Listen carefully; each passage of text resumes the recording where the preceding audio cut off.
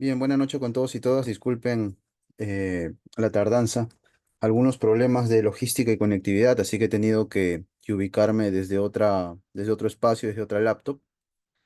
Bien, se me ha convocado para poder desarrollar una temática eventualmente invisibilizada que quizá producto de la agenda académica con la que se desarrolla el derecho penal, tiene muy poco espacio dentro de las agendas, cátedras, congresos, etcétera, que es justamente cómo el derecho penal, cómo es que la dogmática penal lidia con otro tipo de conocimientos sobre la cuestión criminal, es decir, cómo es que el control penal, cómo es que la punitividad como una suerte de mecanismo, de medio de control, de pacificación, de generación de bienestar, de recuperación de tejido social, ¿no? De alguna manera de desviolentización de los territorios que se gobierna a partir del control penal, es que haría uso del conocimiento que le brinda la criminología y la política criminológica. A ver, en primer lugar, tenemos que tomar en cuenta que la criminología eh, tiene una óptica diferente a la dogmática penal. Si bien es cierto, ambas disciplinas se encargan de el estudio del delito, eh, lo cierto es que mientras la dogmática penal ve al delito como una suerte de entelequia, una suerte de noción conceptual que tiene determinadas características normativas y que requeriría pues cumplirlas o verificarlas de tal manera que pueda entenderse que nos encontramos ante una noción válida de delito, ¿no? El hablar de una acción típica antijurídica y culpable, de hablar de una acción típicamente antijurídica, el adoptar una posición bipartita, una posición tripartita, etcétera, todo lo que conocen dentro de la teoría jurídica del delito, precisamente dibuja la óptica de la dogmática penal. Entonces, eh, esta suerte pues de razonamiento abstracto, razonamiento jurídico, se mueve en una dimensión particular, ¿no? En una dimensión de construcción conceptual del delito como una categoría conceptual. En el caso de la criminología, por supuesto que también va a irse hacia una categorización conceptual, no puede despojarse de eso, pero lo cierto es que no lo vincula estrictamente a las características normativas, ¿no? En el caso de la criminología, lo que se busca en realidad es una explicación social, es una explicación fenomenológica del delito. ¿Cómo es que aparece, cómo es que éste mantiene cierta presencia, cómo se dinamiza, de qué manera se desagrega, en qué contextos y bajo qué modalidades aparece, en qué territorios, frente a qué grupos vulnerables, cuáles son los elementos que agudizan sus manifestaciones violentas, sus manifestaciones masivas, pluriofensivas, etcétera, etcétera, ¿no? Entonces, la criminología es la explicación, se va a convertir en la explicación social, la explicación fenomenológica de aquello que se llama delito. Mientras en el ámbito del derecho penal vamos a buscar más bien un aspecto clasificador, ¿no? Y en la clasificación una serie pues de razonamientos normativo-conceptuales para poder arribar a esa figura jurídica del delito. En este otro lado, lo que se está buscando es la explicación propiamente del movimiento fenomenológico, del movimiento social de ese delito. En cuanto a la política criminológica, vamos a ver pues que esta lo que buscaría es mm, orientar, es de alguna forma recopilar de forma estratégica los distintos mecanismos de control social que tiene el Estado a disposición para poder hacerle frente justamente a este fenómeno que se estudia a partir de la criminología. Entonces, hay que ver cómo la criminología y la política criminal tienen un vínculo estrecho, ¿no? Al punto de que ni siquiera se suele hablar ya o se discute la delimitación conceptual de la política criminal para llevarla más bien hacia una nomenclatura de política criminológica, ¿no? Ya que es una política, es una adopción de gobierno, es una adopción de decisión de gobierno que no se desvincula del conocimiento del fenómeno delictivo. Es decir, parte incluso, o en el, digamos, en el plano ideal, para que exista política criminológica, tendría que haber una mirada previa del comportamiento del fenómeno delictivo. O sea, previamente se requiere un quehacer criminológico. Y si evaluamos la política criminológica como una suerte de directriz orientadora u organizadora de los mecanismos de control social que tiene el Estado, vamos a dar cuenta pues que uno de los mecanismos de control social precisamente es el control penal, ¿no? Creo que cuando ustedes revisan sus manuales, sus tratados, sus introducciones al derecho penal, siempre hay un capítulo inicial en el que se habla de el derecho penal como control social, ¿no? Como un control social formal, al igual que todos los instrumentos institucionalizados que tiene el Estado, al lado de los mecanismos de control informal, pues que serían aquellos que están por fuera del dominio de la gobernanza, ¿no? Y que, bueno, tiene que ver con sociedad civil, ¿no? Tiene que ver con la iglesia, con el colegio, con medios de comunicación, etcétera, etcétera. Entonces, es importante verlo de esa forma porque la política criminológica tiene la posibilidad de tener un gran panorama, de representar un gran panorama de visión, un gran panorama de gobernanza. Y en ese panorama de gobernanza, en primer lugar, tomar la decisión de si un Estado, bajo sus criterios éticos, ¿no? Partimos de un Estado social y democrático de derecho, obviamente, ¿no? Todos y todas aquí sabemos que estamos en un Estado social y democrático de derecho.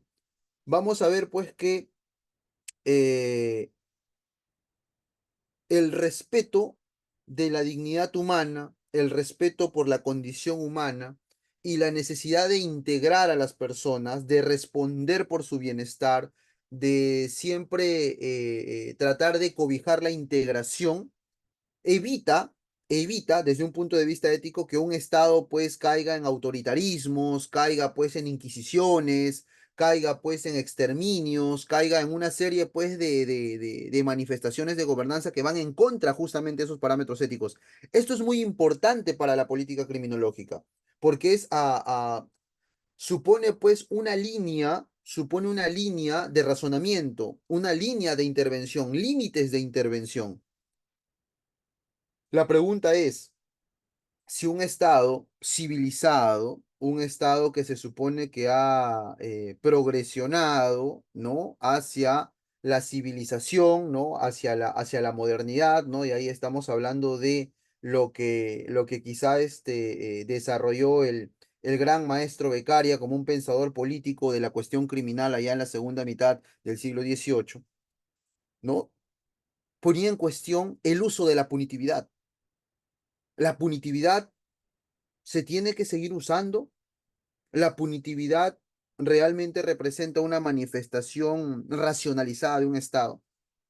El gran avance de Beccaria radicaba justamente en poder colocarle ciertos parámetros, ciertos límites, ¿no? En tratar de señalarle, señor Estado, usted va a poder usar la punitividad, pero la ley antes de que la use. No puede utilizarla de cualquier forma o de una manera subjetiva.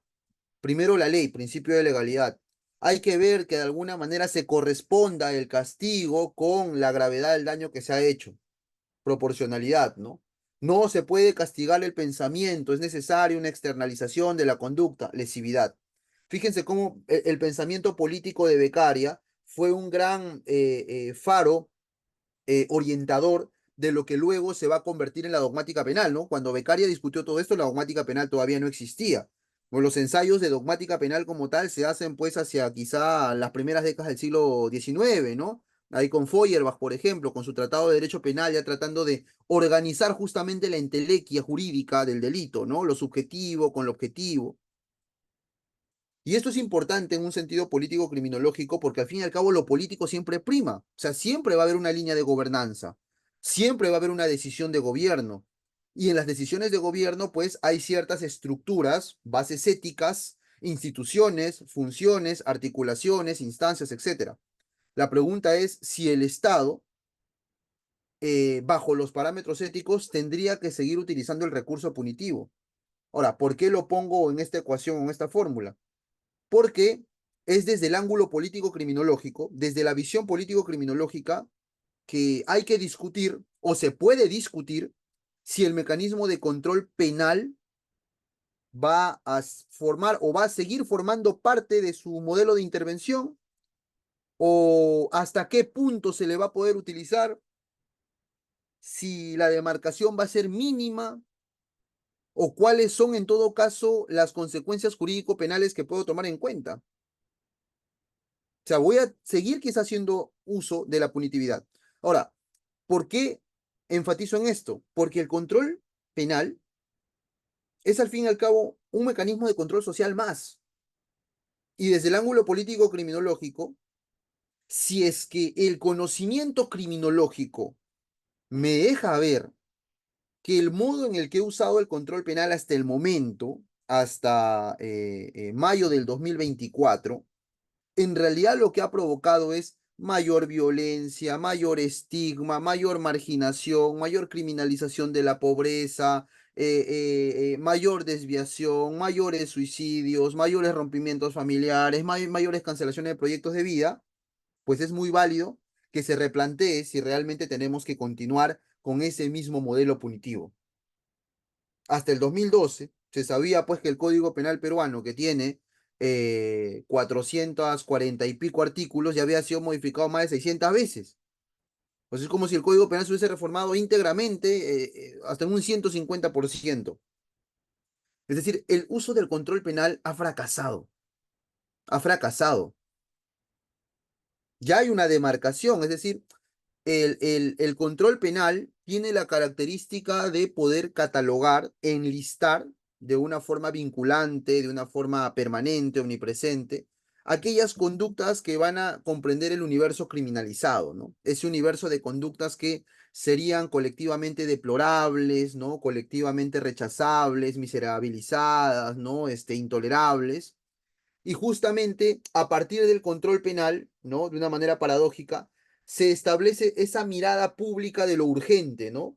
Cuando pensamos en los delitos, estamos pensando que son pues aquellas conductas que generan grandísimo agravio a la interacción, a la convivencia, con lo cual automáticamente se convierten en un punto urgente de la agenda pública. El vínculo entre el derecho penal y la política criminológica se maneja de esa forma, ¿no? El control penal, si bien es un mecanismo de control social más, también tiene este elemento vinculante de poder establecer la agenda o el universo criminalizado para que el Estado pueda tomar decisiones delimitadas. Es decir, desde el Estado yo no voy a perseguir o tratar de armar toda una estrategia, por ejemplo, para poder, digamos, pues, neutralizar la infidelidad, ¿no? O sea, la infidelidad, si bien es cierto, estaba pues criminalizada en el Código del 24. Para este caso particular, no es algo en lo que tendría que meterme, no es algo que formaría parte de mi agenda político-criminológica. La agenda político-criminológica la demarcan justamente las conductas que han sido catalogadas dentro de este Código Penal. Pero ahora bien, desde la política criminológica también se observa el mecanismo de control penal como un mecanismo de control social más. Entonces yo podría reconfigurarlo, incluso podría yo despojarme de él, descartarlo o transformarlo. Imagínense, por ejemplo, que a partir de ahora se utilice vigilancia electrónica y ya no cárcel. Bien podría tener todavía el enlistamiento, el catálogo de conductas que son denigrantes, pero cambiar incluso el modelo de punitividad. O quizá ver el tema del destierro, que por supuesto, bueno, en la Convención Americana está proscrito, pero en realidad la idea político-criminológica es saber gobernar y vaya que la punitividad es siempre una piedra en el zapato, porque la punitividad radica pues o comprende aquella ala, aquel brazo temible de un Estado, ¿no? Que incluso pone en conjetura eh, esa presunta esencia civilizada, ¿no? Moderna, racional, que trae consigo el Estado como una sociedad políticamente organizada. Entonces, vemos pues que la política criminológica no es un asunto auxiliar, no es un asunto suplementario, complementario. Muchas veces se darán cuenta ustedes que cuando se analiza pues una fórmula legal, ¿no? Se analiza la estructura típica de algún tipo penal, algún agravante, algún verbo rector, seguramente han escuchado que se dice, bueno, si utiliza el puede en vez del debe, o se utiliza este agravante, o se debe dar tal interpretación a este elemento normativo del tipo penal por política criminal, por política criminal. El asunto es que muchas veces se piensa que la política criminal es un asunto residual o es un asunto, si se quiere, meramente complementario para poder interpretar la norma penal o para darle un sentido a la norma penal. Muchas veces se reduce ese razonamiento de la política criminológica, lo cual es sumamente reduccionista, falso. La política criminológica supone una mirada panorámica de qué es lo que va a hacer el Estado para poder neutralizar ese fenómeno delictivo. Y el derecho penal con sus normas, el derecho penal con sus consecuencias jurídicas son un mecanismo más. Yo puedo valerme de justicia restaurativa, puedo valerme de una comisión de la verdad, puedo valerme de mecanismos de control informal para intervenir determinados territorios, puedo intervenir con una serie de instrumentos que tengo alrededor y el mecanismo penal es uno más. Y claro que por supuesto, al momento de poder, si se quiere, delimitar eh, eh, el delito normativamente, pues detrás de eso va a haber siempre una lectura político-criminológica, por supuesto, porque político-criminalmente, o político-criminológicamente, perdón, que sería yo creo que el término más adecuado, eh, se supone que he ido al campo, he ido al seno, al nicho del funcionamiento del fenómeno delictivo. Yo no puedo criminalizar o no puedo hacer uso del control penal, darle un rostro normativo a un delito, si no conozco cómo está funcionando en la realidad. Si yo veo que en la realidad han desaparecido ciertas sensibilidades, han desaparecido determinados rechazos, hay ciertas tolerancias por ciertas conductas o hay otros mecanismos que parecen claros o que han sido aceptados para poder resolver determinadas conductas que se encuentran en el Código Penal, ya no hago uso del control penal. ¿No? Omisión de asistencia familiar, delitos contra el honor, quizá delitos contra la fe pública. Podría notarse, no es algo descabellado. Pero eso responde no a una creación o a una suerte pues de imaginación de la persona que va a crear la norma, va a interpretar o va a aplicarla, ¿no? Eso responde en realidad a conocer el fenómeno delictivo y muchas veces no se le conoce. Y ahí radica un grave problema del penalismo, el no conocer. El abogado o la abogada, ¿no? Muchas veces se parte justamente de eh, modifiquemos la estructura típica de un tipo penal. ¿Por qué? Bueno, porque el Código Penal colombiano lo dice, ¿no? O porque el Código Penal brasilero lo dice. ¿Por qué? Bueno, no, porque me parece que este agravante, si ya existe de esta forma en algún lugar, la podemos trasladar para hacer la modificación, ¿no? Ese tipo de modificaciones, les digo ya, no deberían realizarse si no es a través de un estudio criminológico de cómo está funcionando el delito. Y eso incluso va a tener particular repercusión hasta en el modo en el que ejerzo la dogmática penal, hermenéuticamente, cuando interpreto. Y aquí voy a ir a unos ejemplos ciertamente concretos, ¿no? Por ejemplo, eh, el caso del robo en moto, ¿no? esta modalidad que habría salido en la que hay un motociclista o dos que van en algún lugar, van merodeando, luego se bajan de la moto y te apuntan con el arma y te quitan lo que tienes, ¿no? Se requeriría, por ejemplo, crear un tipo penal diferente, autónomo para esa conducta. Se requeriría crear un agravante dentro del tipo penal de robo agravado en el 189. Se requeriría quizá simplemente aumentar la pena del robo o el robo agravado. Se genera toda una discusión, pero esa discusión no puede, pues, resolverse con una ruleta rusa, no puede resolverse sobre la moneda o sobre la intuición. Habría que evaluar realmente cómo está funcionando el fenómeno para empezar. ¿Realmente ha aumentado, realmente ha aumentado el robo en moto en distintos lugares del país? ¿Cuál es la fuente de información que me permitiría a mí aseverar técnicamente que eso está ocurriendo?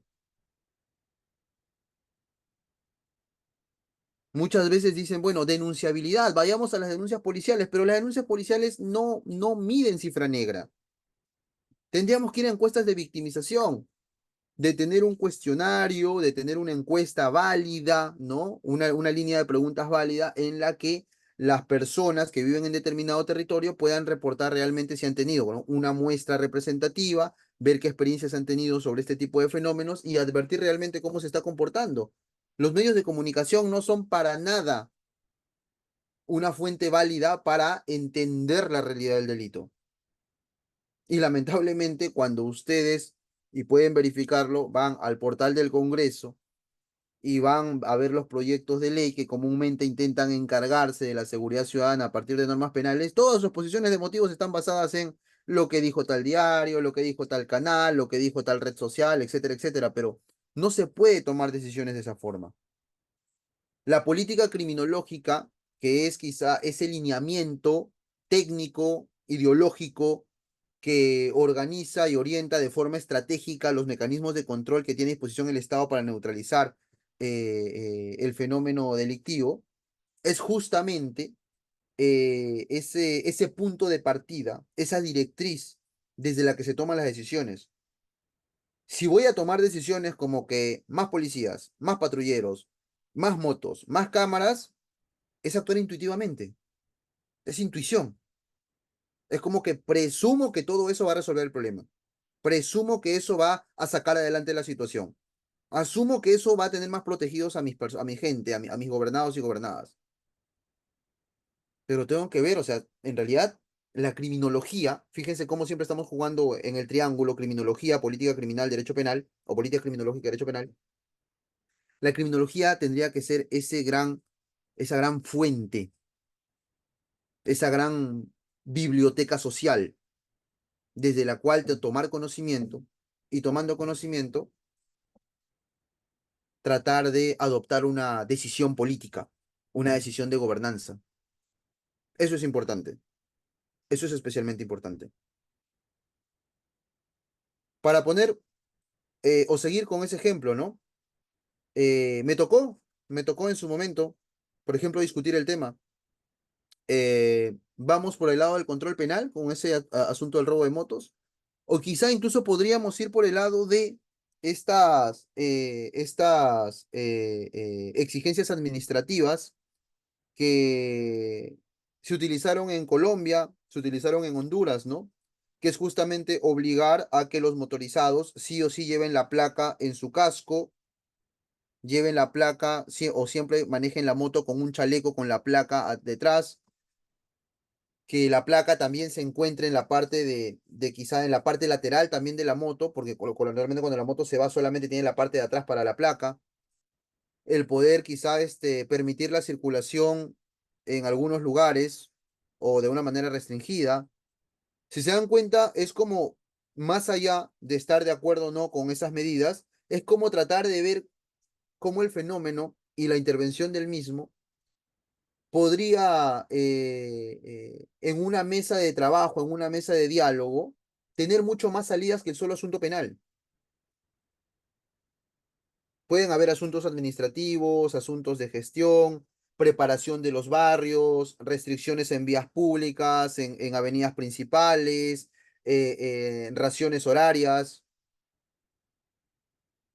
Fíjense, fíjense cómo podría haber una toma de decisión político-criminológica que pone en cuestionamiento incluso eh, podríamos pensar en otros sectores jurídicos que se podrían hacer cargo de una mejor forma, incluso de este fenómeno, ¿no? Y por supuesto que hay incluso incidencia en asuntos bastante sensibles, ¿eh? Bastante sensibles. Por ejemplo, les hago una pregunta que quizá podrían razonar, ¿no? Sobre su valoración ética al respecto, o valoración jurídica al respecto. Imagínense una mujer, esposa o cónyuge, en sentido así genérico, que recibe golpizas todos los días. La humillan, la golpean, la tienen traumada con golpes en su hogar. Y en un momento en el que está recibiendo una golpiza, eh, la terminan de golpear y el agresor se va, se retira. Está más o menos a unos 15 metros y la mujer coge un cuchillo y se lo clava en la espalda. La pregunta es, ¿qué figura cabe ahí? ¿Qué figura cabe ahí? Yo creo que la gran mayoría, para no extenderlo demasiado, va a pensar en una grave alteración de la conciencia, un supuesto de inimputabilidad, artículo 20 del Código Penal, ¿no?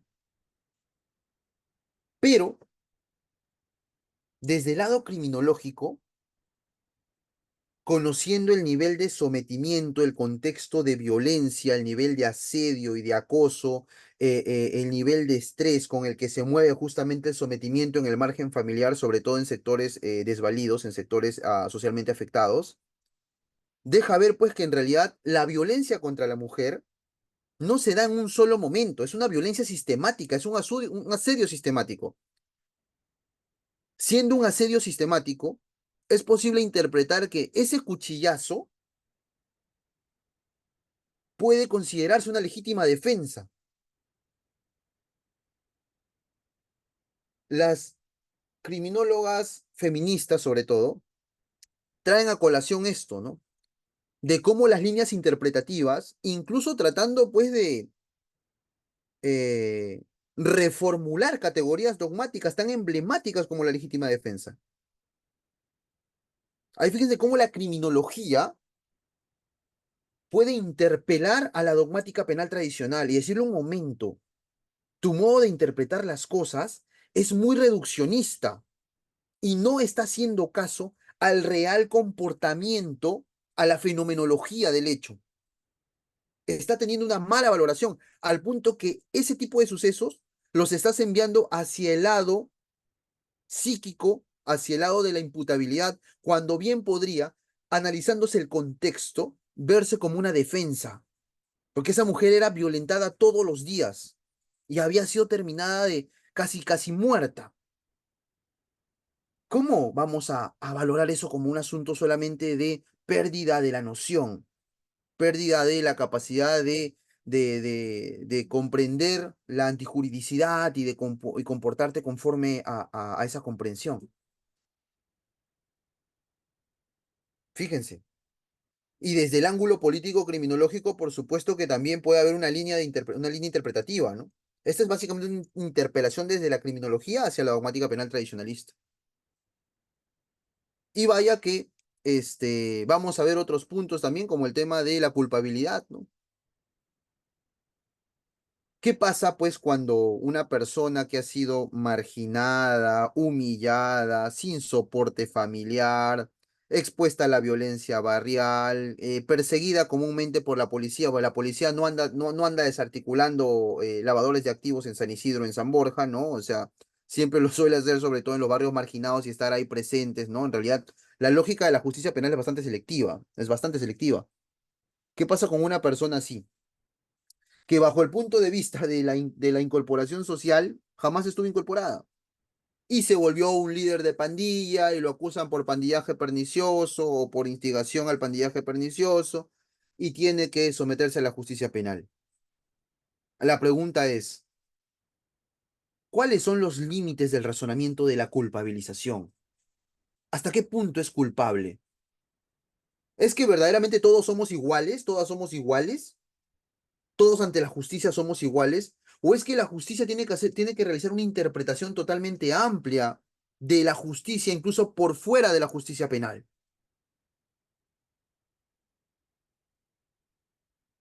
Si el Estado nunca te cobijó,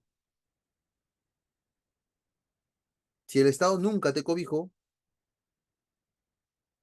y al final desarrollas una carrera de desviación, una carrera de la deriva, una carrera delictiva, ¿cómo razonamos la culpabilidad? Si veo cifras, me doy cuenta que en los 200 años, y eso, bueno, ahora mismo las PPT no las tengo, disculpen el inconveniente, pero está demostrado que las cifras desde 1791 las tengo, en algún momento las puedo compartir, de distintos estudios médicos, antropológicos, sociológicos, jurídicos, economicistas, dejan ver que siempre los encalabozados a nivel policial, los detenidos, los denunciados, los internados en prisiones, su gran mayoría es gente pobre, como hasta ahora. Más o menos un 65% de las personas que se recluyen no han terminado la secundaria. Y más o menos el 90% o 86% de las personas que se recluyen son personas que antes de haber entrado al establecimiento cumplían los oficios más bajos de la sociedad, pues, ¿no? Choferes, comerciantes, desempleados o empleados intermitentes. Si es así, podemos pensar en la culpabilidad quizá como un elemento que requiere contenido social. El nivel de reproche quizá va a manejarse a escalas en base a la sociedad, en base a la problemática social. Y un juez o una jueza tendrían que entender que son representantes oficiales de la resolución del conflicto. Un conflicto que no involucra a dos personas solamente cuando hablamos del asunto penal. Si bien es cierto, hay un agraviado, a veces una entelequia como el Estado, la sociedad y o una persona individualizada, en realidad el asunto penal es un asunto colectivo. Puedo tener un lesionado, pero ese lesionado forma parte de este conflicto en tanto representante de la sociedad. Porque no olviden que el delito lo que hace es dañar la sociedad. En ese caso hay un representante del daño que se le ha provocado a la sociedad. Siendo así, un juez o una jueza, como representantes oficiales de la decisión frente a un conflicto, tienen que saber que ese conflicto es un segmento de la conflictividad social. Es una manifestación de conflicto que representa a toda la sociedad. Y ahí viene la pregunta dogmática, porque es como que, ¿cuál tendría que ser el contenido conceptual de la culpabilidad como categoría? Eso es ingresar razonamiento criminológico, cómo se comporta el control penal, la maquinaria penal frente a los sectores más empobrecidos, desfavorecidos, y cómo es que frente a ello el control penal debería también tomar una posición. Como mecanismo de control social, la política criminológica justamente tendría que ver que que el control penal tenga que ser lo más reducido posible. Y por supuesto, respetar que hayan ingredientes de razonamiento social, porque la criminología lo dicta, porque la criminología puede darnos esos datos, esa información. No una información de Paraguay, una información de República Checa, una información de Singapur, no. Aquí, ¿cómo se está comportando aquí el fenómeno? Y en base a ello dar una línea de interpretación, una línea de aplicación. La legítima defensa, controvertida por conocimiento criminológico, la culpabilidad controvertida. Por eso conceptos como los de Zaffaroni o como los de el maestro Bustos Ramírez, ¿no? La culpabilidad por vulnerabilidad. Es más culpable, es más culpable en tanto haya tenido menos riesgo de ser seleccionado por el control penal. Menos culpable entre que en tanto haya estado más expuesto a la selección del control penal. Culpabilidad por vulnerabilidad. La vulnerabilidad social como un elemento necesario, válido al momento de ejercer la culpabilización, al momento de echarle la culpa a alguien. Porque al fin y al cabo es el mismo Estado. El Estado te despojó y ahora el Estado no te puede decir, oye, tus manifestaciones de disidencia, de compulsión, de impulsividad por participar de cualquier forma del bienestar social, con comercio informal, con comercios clandestinos, vía delitos, vía protestas o como fuere, si son manifestaciones de exclusión social, hay una doble exclusión si es que yo atiendo eso con cárcel. La lógica tendría que ser integrarla. Y si es que tengo el dispositivo para que cuando lo cometan tenga que ingresar al circuito penal, pues debería tener razonamientos que justamente involucren la desintegración o la exclusión social en la que ha estado, involucrada esa persona. Entonces vean cómo la criminología y la política criminológica podrían bien entrar en cuestionamientos o reformular incluso los conceptos dogmáticos más tradicionales. Fíjense, incluso podemos pensar en los delitos culposos, los delitos imprudentes. ¿Qué tiene que decir la criminología ante eso? ¿Realmente requieren aún criminalización? Recuerdo que algún autor, no recuerdo si era Maurach o Kohlrausch, ¿no? Hacia la década del 40 o 50 del siglo XX, decían que, bueno, quizá no podríamos vivir sin penalizar los delitos culposos, pero no puedo afirmar eso de buenas a primeras. Tengo que hacer un análisis de la sensibilidad social. Quizá nadie se hubiese imaginado que la infidelidad, la homosexualidad o la riña en algún momento dejen de estar criminalizados y pasó del 24 al Código del 91. No, no fueron criminalizadas más. O quizá que personas inimputables, anómalos o con anomalías psíquicas, puedan cometer una agresión o puedan cometer algún homicidio. Quizá la psiquiatría comunitaria, como se está viendo ya en algunos lugares, puede hacerse cargo de esas personas, por más que su conducta caiga en aquello que llaman delito o se subsuma en aquello que llaman delito. Si son manifestaciones ya pues de desorden rotundamente, o sea, desorden mental rotundo, entonces es mejor acudir a la psiquiatría, que puede ser una disciplina que mejor se haga cargo del tema, antes que eh, valernos realmente de un mecanismo de control penal que quizá no hace mucho más al respecto, ¿no? No asegura la pacificación. Eh, bueno, en realidad son algunas ideas que quería compartir al respecto. Eh, en todo caso, quedo atento si hay alguna pregunta, por favor, en la moderación para poder cerrar un poco la sesión y tampoco demorarles más de lo normal. Una vez más pidiendo disculpas por la demora que tuve, ¿no? Gracias. Claro, doctor, no hay problema en ello. Más bien he estado atento a su ponencia, lo he visto muy interesante de mi parte.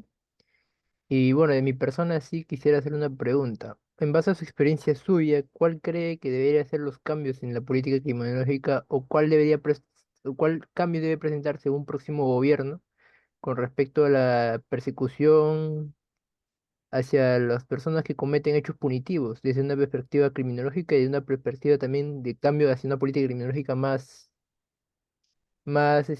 le explico? Que pueda solucionar los temas que en la sociedad peruana incurre más, como son los robos, el hurto y sobre todo el último que ha estado aumentando en gran medida es el sicariato. Bueno, en realidad el sicariato es un problema eh, eh, notorio de exclusión. Notorio, rotundamente notorio. Tú no vas a ver un sicario que viva en San Borja. O sea, no funciona así. Los brazos armados de las bandas o de las organizaciones estructuradas o semiestructuradas cogen justamente a los jóvenes, a los chicos que son de barrios marginales, de barrios marginados. Ahí está su nicho. Si yo no le doy bienestar a esos jóvenes, si yo no dialogo permanentemente con esos jóvenes, si yo no tengo un espacio de coordinación permanente entre vecindarios, programas que incluso ni siquiera sean netamente asistencialistas, sino más bien de organizaciones vecinales, podría neutralizar que los jóvenes realmente adviertan en el AMPA, en la violencia, una alternativa. Creo que hay muy poco reclamo a los gobiernos locales. Creo que ahí hay una mala percepción de la ciudadanía, ¿no? Permanentemente es Gobierno Nacional, Ministerio del Interior, Gobierno Nacional, Ministerio del Interior, Dirección General de la Policía. Los gobiernos locales son los que realmente tienen el acceso al vecindario, al vecino, a la vecina. O sea, necesitamos ver cómo pueden articular las gerencias de seguridad ciudadana, las gerencias de participación urbana, las gerencias de fiscalización, funcionar diferente, tratar de focalizar, trabajar con los vecinos. O sea, ya Matos Mar nos hablaba de un estado desbordado en la década del 80. De un estado desbordado, ahorita está súper hiper desbordado. Se entendió, se tiene que entender que el Estado no tiene los suficientes tentáculos para llegar a amarrarnos las zapatillas. Un Estado tiene que valerse de ciertas prótesis sociales, ciertas prótesis institucionales. Y ahí están los vecindarios. No pretendemos armar a los vecindarios ni que se conviertan pues en policías vecinales o algo por el estilo. Más bien comenzar a tener una ruta de diálogo o una dinámica, una costumbre de diálogo que sea diferente. Tratar de darles otros espacios de resolución de conflictos. Y yendo a la primera parte, sí, yo creo que en realidad debería haber una mejor nicho de organización entre el CONASEC y el CONAPOC, el Consejo Nacional de Seguridad Ciudadana, el Consejo Nacional de Política Criminal. Creo que hay un simplismo, hay un facilismo por instalar cualquier tipo de medida, disque de prevención del delito, disque de persecución, en el asunto penal. O sea, lo penal lo va a resolver todo y creo que eso calza perfectamente con la expectativa de venganza y de castigo que tiene la ciudadanía. Yo creo que ahí la ciudadanía también es parte del problema, ¿no? Porque tiene una percepción bastante punitivista cuando debería exigírsele al Estado en los distintos niveles de gobierno, oye, ¿cómo estás repartiendo el presupuesto público, eh? O sea, ¿cómo estás articulándote con el gobierno regional y el gobierno local? ¿Qué está haciendo la gerencia de seguridad ciudadana de mi gobierno local? O sea, esa mirada de poder ver cómo es que más bien hay una serie de bisagras o una serie de instancias que tendrían que hacerse cargo de mi bienestar en materia de tranquilidad pública, no figura. Hay como un simplismo de la percepción ciudadana, pero a la vez un simplismo del propio gobernante. Y mientras más simple se la ponga el ciudadano al gobernante, yo no tengo problema en seguir simplemente reformulando normas penales. Total, con eso aseguro votos, con eso me mantengo en el poder, me expando en el poder o aspiro al poder y todo sigue bien. O sea, se convierte pues en un círculo vicioso, ¿no? Y creo también de que un punto importante es el tema de la academia activista, ¿no? La verdad es que la academia activista, y sobre todo representada por las universidades, no existe. O sea, no hay un matrimonio claro de cómo las universidades podrían generar conocimiento, podrían promover una cultura diagnostical. Lamentablemente, en los últimos tiempos, debo reconocerlo, están comenzando a construirse más cifras, a construirse más diagnósticos, ¿no? Hay una cultura de los observatorios en distintas instituciones, ¿no? Ministerio de la Mujer, Ministerio Público, Ministerio de Justicia. Seguramente es un indicador de avance, pero creo que debería promoverse más. Y son las universidades las que tendrían que erradicar eso. Hacer centros de estudios de criminología, centros de estudio de política criminológica, centros de estudios multidisciplinarios, no solamente el derecho, que participe ciencias sociales, que participe el área de matemáticas, estadística, ingeniería industrial, ingeniería de sistemas, ¿no? Hacer flujos de procesos, identificar cómo está funcionando la maquinaria penal o otras maquinarias administrativas que pueden dar una mejor solución. Si no tenemos ese conocimiento, que justamente tendría que partir de los nichos de conocimiento que son las universidades, pues tenemos una gran desventaja, ¿no? Yo creo que en realidad una reformulación de la mirada político-criminológica debería basarse justamente en un mayor, mayor ingreso de las universidades públicas, sobre todo, que son las que el Estado también presupuesta y maneja, para poder discutir este tipo de asuntos que requieren mayor conocimiento criminológico. Muchas gracias, doctor, por las preguntas que me ha respondido. Y esta sería mi última pregunta. ¿Cuál es su opinión suya de usted con respecto a la política criminológica que sigue Nayib Bukele en El Salvador? Con respecto a la disminución en los homicidios y a la reducción drástica que hubo con las pandillas. Creo que es una metodología eh, en contra de derechos humanos. Creo que no se trata de ser eficientista, ¿no? Para empezar, Centroamérica ya tiene experiencias anteriores de mano dura, supermano dura, hipermano dura, y lo que logró a largo plazo es más bien generar una suerte de rencillas, reorganizaciones de este tipo de agrupaciones violentas, la generación de mayor arsenal o muchas veces más bien la migración del delito hacia otros sectores. eh, Haber encarcelado a 40.000 personas para en los próximos 6 meses descarcelar a 10.000, creo que en realidad es un indicador muy fuerte de lo o riesgoso que es este tipo de metodologías. Particularmente yo no estaría de acuerdo. Las cifras de homicidios también habría que estudiarlas, la metodología del conteo. Y por otro lado, la clandestinidad de la cárcel también deja ver pues que un Estado es una manifestación racional de la organización política. No puedo basarme en metodologías que puedan cuestionar los aspectos más básicos de esa racionalidad que se tiene del Estado. Hacer más uso de la cárcel, encarcelar de cualquier forma, hacer uso de las milicias de cualquier forma, el amenazar dejando sin comida a los internos, creo que es una manifestación de irracionalidad.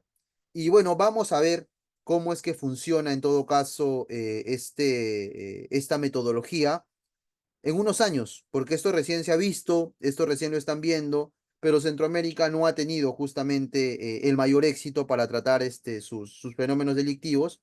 Y vamos a ver si es realmente sostenible y si más adelante no vamos a ver más bien un rebrote de violencia con mayor arsenal, con mayores líneas de venganza, que pasen factura a la pacificación que estaría teniendo El Salvador. Esa sería sobre todo mi postura. Muchas gracias, doctor, y agradecerle por parte de mi persona lo que me ha respondido mis preguntas. Y por parte del público no veo alguna pregunta que haya sucedido. Doy a entender que ha estado concreta su ponencia y ha sido muy correcta y bien dada.